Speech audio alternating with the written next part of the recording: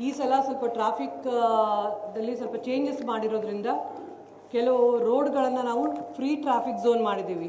ಅರಮನೆ ಸುತ್ತಲೂ ಇರ್ಬೋದು, ದೇವರಾಜ್ ಅರಸ್ ರೋಡ್, ಒಂದು ಎರಡು ಪ್ರಮುಖವಾದ ಲೇನನ್ನು ನಾವು ರೋಡನ್ನು ನೋ ಟ್ರಾಫಿಕ್ ಝೋನ್ ಅಂತ ಮಾಡಿದ್ದೀವಿ.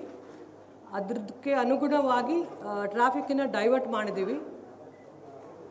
ಮತ್ತು clockwise anticlockwise ಟ್ರಾಫಿಕ್ಕಿಗೆ ಇಟ್ಕೊಂಡಿದ್ದೀವಿ. ಸೊ ಯಾರಿಗೆ ತೊಂದರೆ ಆಗಬಾರ್ದು ಅಂತ ಹೇಳಿ ಅದ್ರ ಸಲುವಾಗಿ ನಾವು ಸಪ್ರೇಟ್ ನೋಟಿಫಿಕೇಷನನ್ನು ಹೊರಡಿಸ್ತೀವಿ. ಎಲ್ಲಿ ಯಾವ ಬಸ್ಸು ಅಲೋ ಇಲ್ಲ, KSRTC ಬಸ್ ಇರ್ಬೋದು ಅಥವಾ ಪ್ರೈವೇಟ್ ಬಸ್ಸಸ್ ಇರ್ಬೋದು, ಗ್ರಾಮೀಣದಿಂದ ಬರುವಂಥ ಬಸ್ಸಸ್ ಇರ್ಬೋದು, ಅದರ ರೂಟ್ ಚೇಂಜ್ ಏನಿದೆ ಅದನ್ನು ನಾವು ನಿಮಗೆ ನೋಟಿಫಿಕೇಷನ್ ಮುಖಾಂತರ ತಿಳಿಸ್ತೀವಿ. ಸೇಮ್ ಥಿಂಗ್, ನಮಗೆ striking force 33 KSRP striking force ಬರುತ್ತೆ, ಗರುಡ ಫೋರ್ಸ್ ಇರುತ್ತೆ, ನಮ್ಮ ಕಮಾಂಡೋ ಟೀಮ್ ಇರುತ್ತೆ, ಮತ್ತು ಕಮಾಂಡ್ ಸೆಂಟರ್ ವೆಹಿಕಲು ಸಹ ಇರುತ್ತೆ.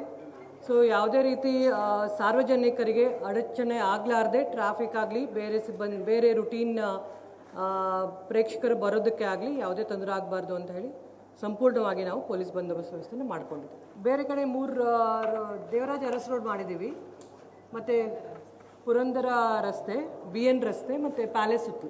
ಅದ್ರದ್ದು ನೋಟಿಫಿಕೇಷನ್ ಸಪ್ರೇಟಾಗಿ ಕೊಡ್ತೀವಿ ನಿಮಗೆ. ಎಲ್ಲಿ ರೋಡ್ ಬ್ಲಾಕ್ ಆಗಿದೆ, ಎಲ್ಲಿ ಆ್ಯಂಟಿ ಕ್ಲಾಕ್ ವೈಸ್ ಇದೆ, ಎಲ್ಲಿ ಬಸ್ಸು ಅಲೋ ಇಲ್ಲ, ಪಾರ್ಕಿಂಗ್ ಅಲೋ ಇಲ್ಲ, ಅದನ್ನೆಲ್ಲ ನಿಮಗೆ ಡೀಟೇಲ್ ಆಗಿ ಒಂದು ನೋಟಿಫಿಕೇಷನ್